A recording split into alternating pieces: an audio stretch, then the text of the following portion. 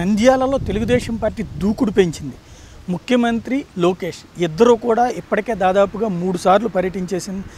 ఒక పక్కన చంద్రబాబు 2 సార్లు సభలు పెడితే లోకేష్ వెళ్ళి ఒకసారి సభ పెట్టి వచ్చారు. దానితో పాటుగా అభివృద్ధి కార్యక్రమాల విషయంలో సీరియస్ స్టెప్స్ తీసుకుంటున్నారు. వాస్తవానికి ఇప్పటిదాకా ఎన్నికల నోటిఫికేషన్ రాలేదు. నోటిఫికేషన్ బిగిన్ అయిపోతే అక్కడ ఏ పనులు చేయడానికి సాధ్యం కాదు.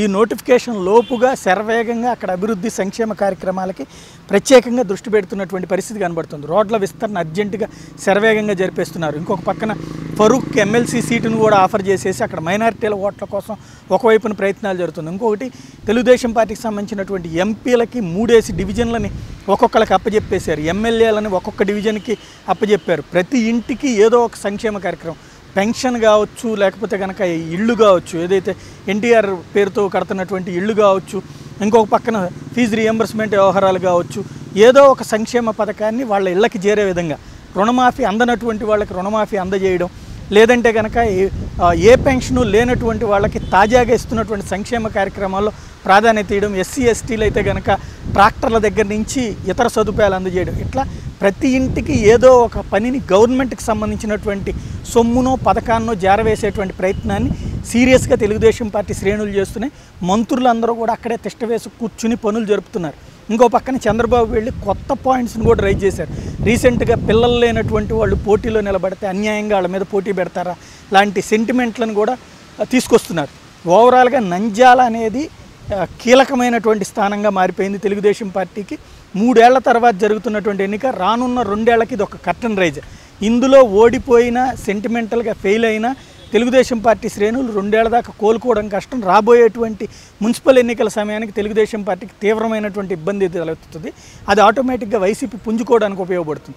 ఇంకొకటి అక్కడ లోకల్గా అఖిలప్రియకి, భూమా నాగిరెడ్డికి ఉన్నటువంటి హవా ఎంతైతే ఉందో శిల్పా మోహన్ రెడ్డికి కూడా అంతే పలుకుబడి ఉంది. కాబట్టి శిల్పా మోహన్ రెడ్డి వైసీపీ తరపున పోటీ చేస్తున్నారు. ఇంకో పక్కన అఖిలప్రియ తరపున వాళ్ళ కుటుంబ సభ్యుడే అయినప్పటికీ కూడా అతనికి ఉన్నటువంటి ఇమేజ్ కంటే కూడా అఖిలప్రియకి ఇమేజ్ ఎక్కువ ఉంది. కాబట్టి ఆమెను అక్కడే ఉంచి రోజు కూడా ఈ సంక్షేమ కార్యక్రమాలు మానిటరింగ్ చేసేటువంటి పనిని కూడా చేస్తున్నారు.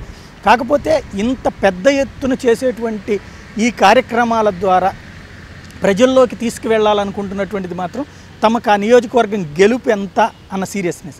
ఇదంతా చూసిన తర్వాత వాస్తవంగా వైఎస్ఆర్ కాంగ్రెస్ పార్టీ కూడా ఆ స్థాయిలో అక్కడ మోహరించాల్సి ఉంది. కానీ ప్రస్తుతానికి అట్లా మోహరిస్తున్నటువంటి దాఖలాలు కనిపించట్లేదు.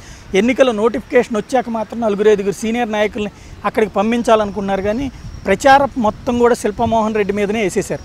అయితే తెలుగుదేశం పార్టీ ఇక్కడ ఒక్కటి క్రాస్ చెక్ చేసుకోవాల్సింది ఏంటంటే, శిల్పా మోహన్ రెడ్డి సోదరుడికి ఎమ్మెల్సీ టికెట్ ఇస్తే అతను మాత్రం టీడీపీ తరఫున పనిచేసి పెడుతున్నటువంటి కనిపించట్లేదు. అంటే టికెట్ తీసుకుని కూడా వెళ్ళి అన్నకి సహకరిస్తున్నటువంటి పరిస్థితి ఉంది. ఇప్పుడు మరి ఆయన్ని పరీక్షకు పెడతారా లేదా అన్నటువంటిది తేలాల్సింది. ఇంకోటి జగన్ కూడా ప్రచారానికి సంబంధించి ఇప్పటికే ఈ అభివృద్ధి కార్యక్రమాలు జరుగుతున్నప్పుడు అందులో ఉన్నటువంటి లోపాలని ఎతుకుతున్నారా, లేకపోతే అభివృద్ధికి సంబంధించి జరిగినంతసేపు జరగనిచ్చిదంతా మా ఘనతే అని చెప్దాం అన్నటువంటి ప్రయత్నం చేస్తున్నారు అన్నది తేలాల్సింది. కాకపోతే ఓవరాల్గా నంద్యాల మాత్రం ఒక పెద్ద యుద్ధానికి వేదిక. ఇప్పటికే సైన్యం అంతా అక్కడికి చేరేసుకుంది. ఒకవైపున సైన్యం కవాతులు చేసేస్తుంది, మరొక వైపున సైన్యం సిద్ధమవుతోంది. ఈ బరిలో ఎవరు గెలుస్తారన్నటువంటిది మాత్రం ఎన్నికల తర్వాతే తేలాల్సింది. నిజాన్ని నిజంగా చెప్పడమే నిజమైన జర్నలిజం. అవాస్తవాలతో కూడిన వార్తలు సృష్టించేదే జర్నలిజం. ఒక అంశాన్ని అవగాహనతో చర్చించుకుందాం, నిర్భయంగా నిర్మోహమాటంగా మాట్లాడుకుందాం. సమాజంలో మంచి మార్పును కోరుకునే సామాన్యుల్లో ఒకడు మీ జర్నలిస్ట్ సాయి.